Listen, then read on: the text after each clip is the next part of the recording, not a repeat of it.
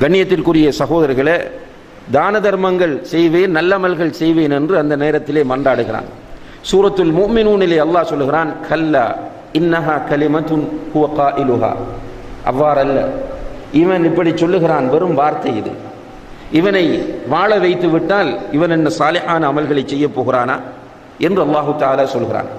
அன்புள்ள சகோதரர்களே, நாம் எல்லோரும் இந்த ஒரு நிலையை சந்திக்க வேண்டிய நிலை இருக்கிறது என்பதை மறந்துவிடக்கூடாது. இது குர்ஆனும் ஹதீஸும் உறுதியாக சொல்லக்கூடிய நிலை.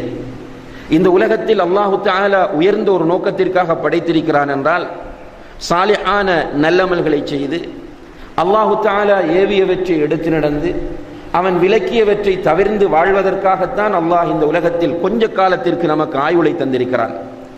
60-70 வருடங்கள் தான் மேக்சிமம் இந்த உலகத்திலே நாம் வாழ்ந்தால் வாழப்போகிறோம். இந்த காலத்திற்குள் எவ்வளவு சாலிஹான அமல்